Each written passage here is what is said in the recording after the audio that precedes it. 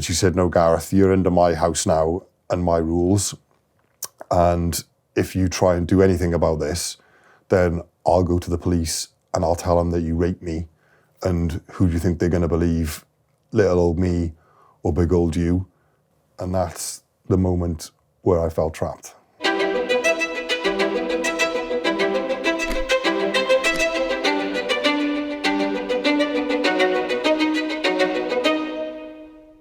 So what was your life like before you met your ex? I had a couple of long-term relationships, and which had all been fine and just kind of ended, you know, amicably. I think at this point, I was hoping that I could meet the right person and settle down and finally, you know, make a life for myself and, you know, children and all of that. The best relationships I'd always been in has always been where I'd gone out and met somebody at a bar or at a club, and you kind of clicked that way. And I think the kind of dating game and world has moved on from there now, and it has become like this kind of online phenomenon. It's very rare, I guess, you go out and meet somebody in a pub or in a club now. So yeah, I think that's how I kind of thought, well, I need to get myself back out there and put myself on one of these online apps again and see what comes out of it. I found my ex-girlfriend's profile on Plenty of Fish, and I ended up contacting her to ask her if she wanted to chat. So I think I just sent her a message just saying, like, you know, hi, how are you? You're very good looking, and are you looking for a relationship? Are you single? You know, what are you on the app for, basically? And would love to chat some more with you. That was it, really, just to begin with. And then I think a day or two later, I had a reply saying, you know, like, thanks for the kind message, and, you know, yeah, I'm not really sure what I'm here for at the moment, as a lot of people do say these days, but we'll see how things go. And yeah, I'm open for a chat. And then it just kind of moved from there. And what did you do for your first time meeting?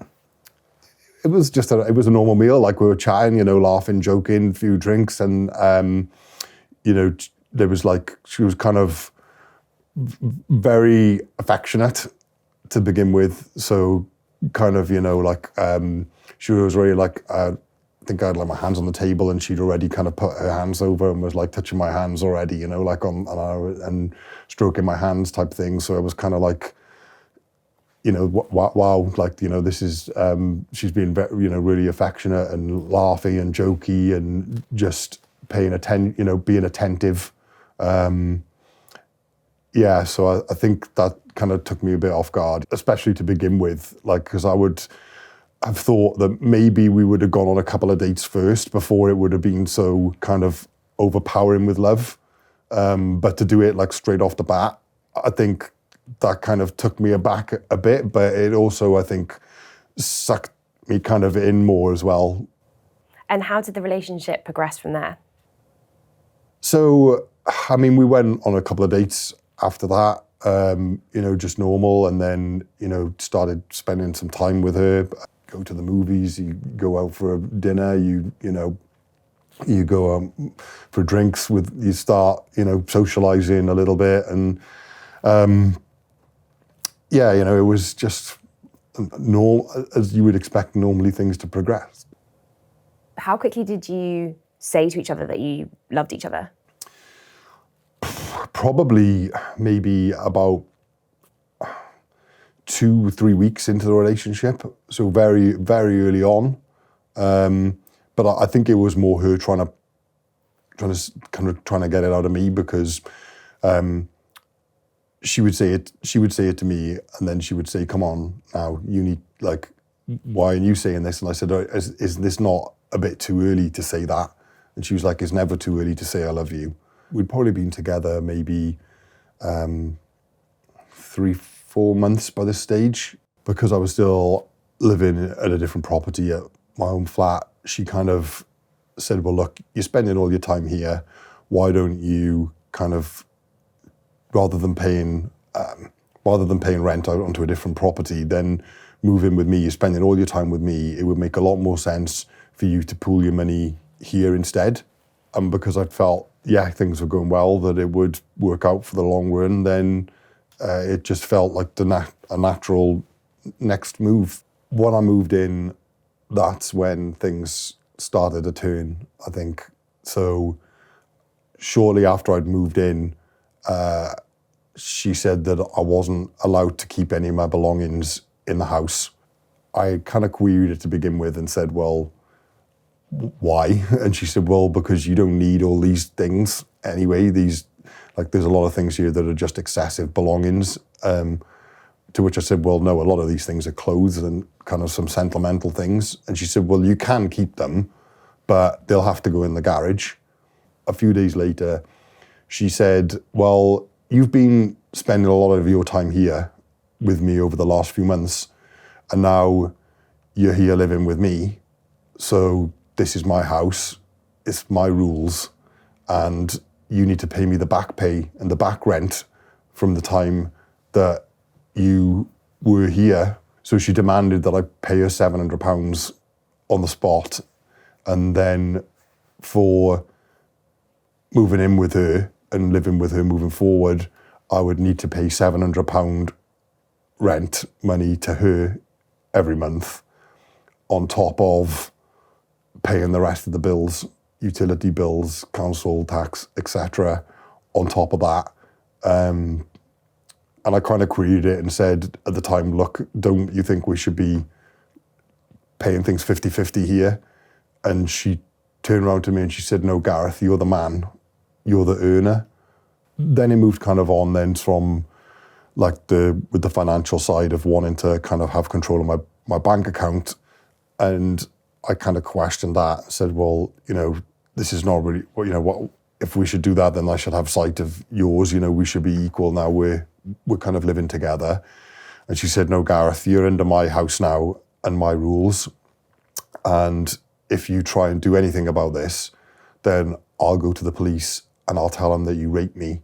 And who do you think they're going to believe, little old me or big old you? And that's the moment where I felt trapped.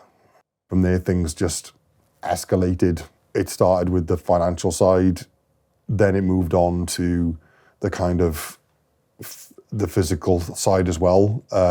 So there was if things weren't going away, there was kicking, biting, scratching, clawing. As I said, I was always brought up never to hit a woman, so I was never going to do anything back. So yeah, I was hit with a glass candle holder across my nose, which has left me with a permanent scar just because she was having a bad day. It was the kind of isolation from friends, family, the not having a key. I couldn't shower or shave there, even though I was paying all the bills. If I did shower, if I was allowed to shower, should I say, I had to thoroughly disinfect the shower down each time. So I had to, if I could take a shower, I had to spend, and she would time me, I had to spend a minimum of an hour in there cleaning it afterwards with bleach and disinfectant and completely making sure that that shower was completely sparkling after I'd left it. How often were you allowed to shower?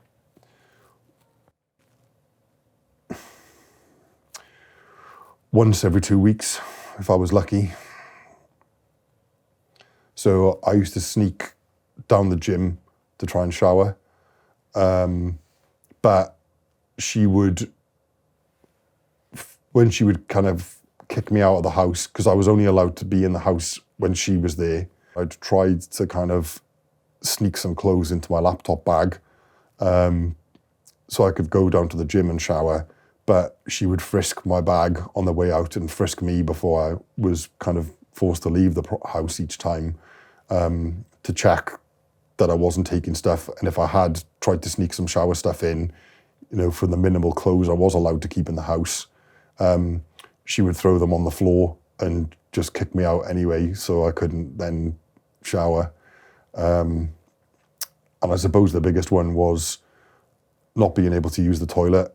So, I wasn't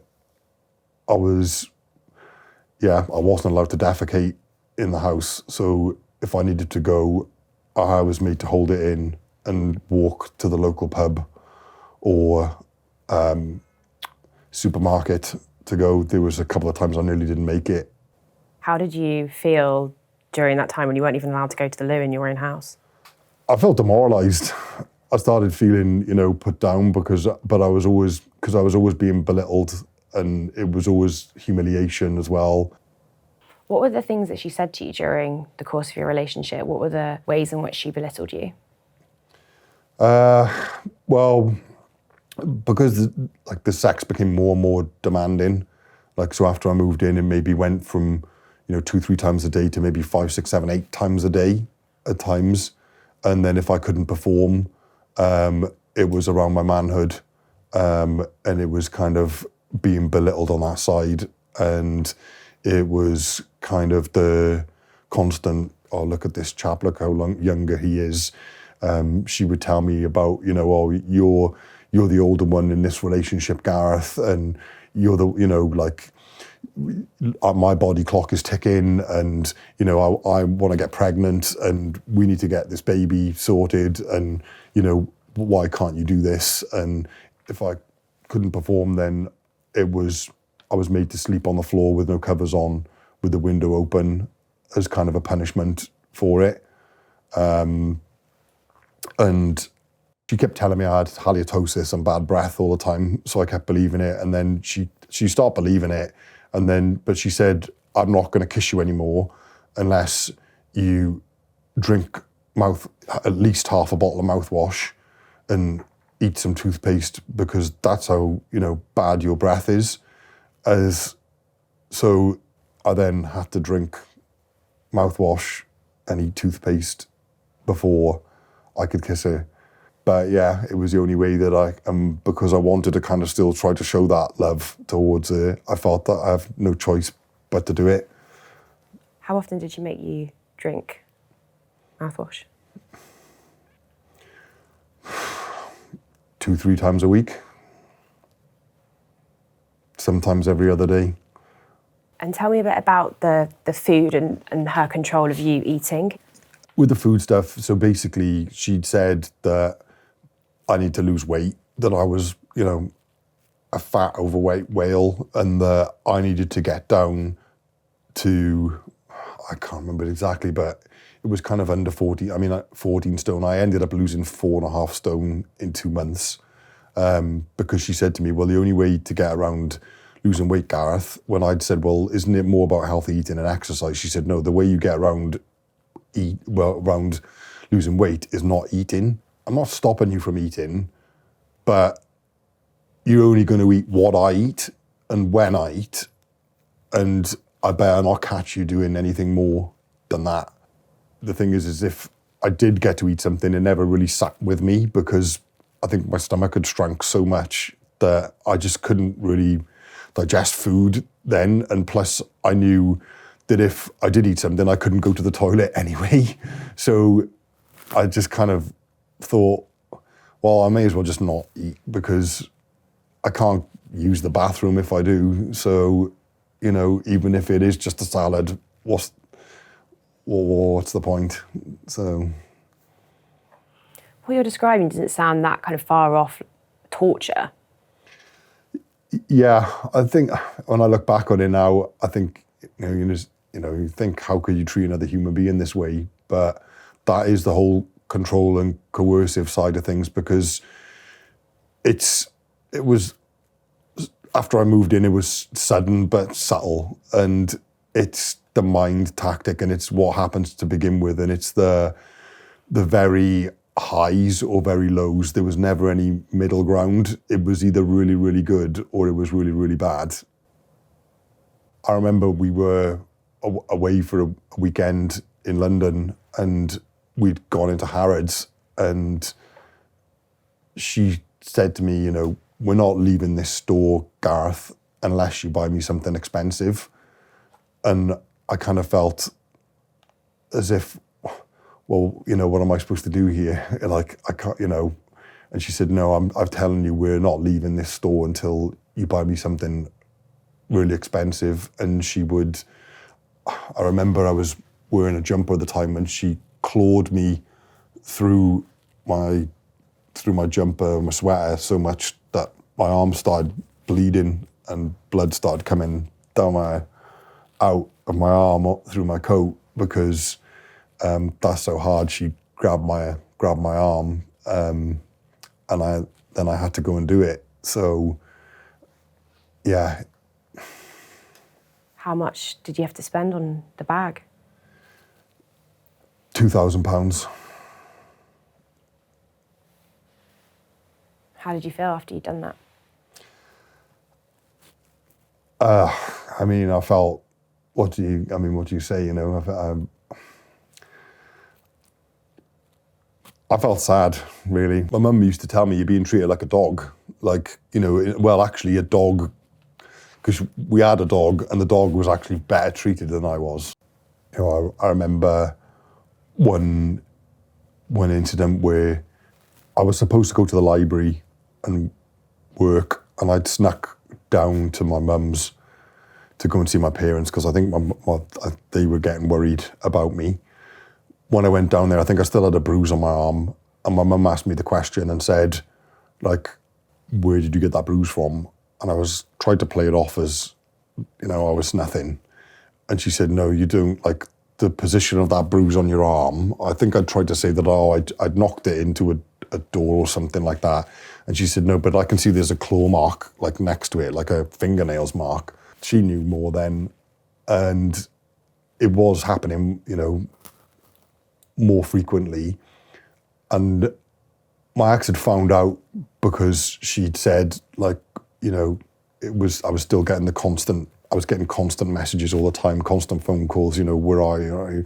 And when she said to me, look, you can come back now, I'm home now, so I'll see you in 15 minutes.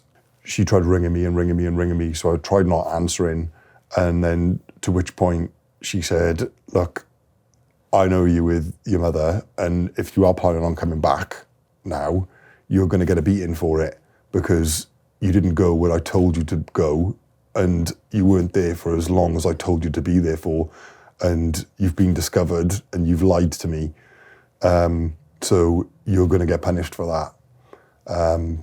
So I got back, and then I had to stand there while I got kicked in the groin. I got scratched at, kicked at, clawed at, and then just, yeah, punished for it, for not being where I was supposed to be when I was supposed to be there. So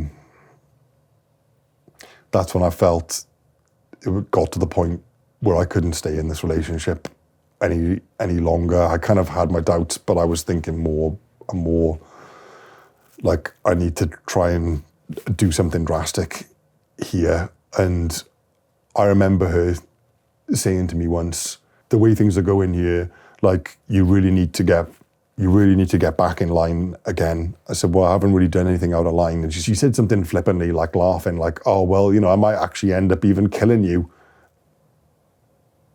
After that point where she flippantly kind of said that to me, I started periodically taking screenshots of my phone and sending them of the messages and things off my phone, because she used to periodically go through my phone and delete things. So delete messages she sent to me. So I started doing it and sending them in secret to my mum. There were sometimes I didn't even sleep because I tried to stay awake all night so I could send as many messages and things as I could to my mum, because I figured if something happens to me, then at least she's got the evidence. And how did you get out of the relationship, Gareth? So I knew that my ex was out in an appointment and that she would be out for around an hour. So I'd arranged to kind of meet my mum in secret to go for a coffee, because I think my mum was becoming more and more worried about me. My ex had returned home, and she'd noticed that there was a packet of crisps missing from the drawer, and messaged me and said, did I take these? So I messaged, did I take a packet of crisps? So I messaged back and said, yeah, you know, I just wanted to have something for my lunch. You know, I'd hardly eaten in the day. So was that okay? And she messaged me back and she said, no, absolutely not, you greedy load of expletives. And she said, you're definitely not eating again. So my mum saw that message ping up on my phone and burst into tears. And I thought, well, I can't put my family through this any longer. And then I obviously, when I felt sad, I think even more sad for the fact that, you know, my mum was broken down in tears in front of me and I didn't really know what to say or do. So I made a phone call to Mankind and I told them everything that was going on. And they said to me, this is all the signs of control and coercive behaviour and you need to get out and you need to, you know, do it sooner rather than later for your own safety. So the next day, I had thought, right, this is time to do it. And I left with just the clothes on my back. How did it feel to be out of the house and how did it feel to be away from her, free? At first, it felt really weird because, I mean, after the police came round and I told them, they were shocked. And the police had said to me, the amount that it had accelerated, that it was one of the worst cases of control and coercive behaviour that they'd seen, and mainly because of how quickly things accelerated. I mean, we were only in a relationship for 8 months, and, you know, between the period of November to March or end of February, beginning of March time, you know, the amount of abuse that had happened during that time, they'd never seen anything like it. What happened in terms of the police action? So it took a while to kind of get the charge placed, and this is the thing, you know, is because you bring this condition for that person. So after I'd made the report, so I contacted her and said, look, you know, we don't need to do this to each other. You know, just give me my belongings back. Like, just get some help and we'll just go our separate ways and we'll just leave it as that. And then she got me arrested for harassment. So then I was arrested, placed on bail. So we were both placed on bail against each other, which is during that time when I started having really negative thoughts and I became suicidal. I tried to walk out into traffic quite a few times and tried to do things with a knife and stuff in the kitchen. I tried to cut myself and things like that, when luckily I'd gone back with my parents and they'd stopped me at the time. And then they said, look, you know, and I recognised at that point that I needed help. And then I went through therapy. So I went through psychotherapy, which took a long time. It took probably at least a year. Like, these things don't solve overnight. You know, I knew it was going to be a long road. But I knew I needed to seek that help, you know, to get myself back on track again. I went through the therapy and then as I was doing that, then they decided to place the charge on her and drop the charge against me. I had to write numerous statements during that time. It was kind of reliving it all the time. It was kind of going through, reliving all the evidence, everything, you know. And I mean, luckily I had all the overwhelming evidence on, you know, through the text messages, emails, everything, the phone calls, the pictures that I managed to take of the cuts, the bruises. And what was the conviction that she was given after the court trial? So she was given so she pleaded guilty 3 days into the trial, and she was given a 2-year suspended sentence with a mandated 35-day rehabilitation order by the judge and a 5-year restraining order against me and my parents. And how did you feel about that conviction? At the time, I felt frustrated about it because I'd felt, you know, if this was a male, then would it have been the same outcome? Why have you decided to share your story and speak out about your experience? I think just because there is a stigmatism out there in society still, that, this can and does happen to men. And that if it can reach wider and can help somebody, both male and female, recognise the signs and symptoms of domestic abuse and control and coercive behaviour, to try and get out of a bad situation, try and reach out for help, then this is worthwhile doing it, My life is back on track again, so it shows you, I think, that you can come out of this, a better person. I'm at the stage now where I'm starting to date again, and I am hopeful for the future. He looked young, he did look young, but it was after the marriage that I knew that he was twice my age, so I was 15, he was 30. I knew he was going to rape me, and that's what happened. And it became like every single day,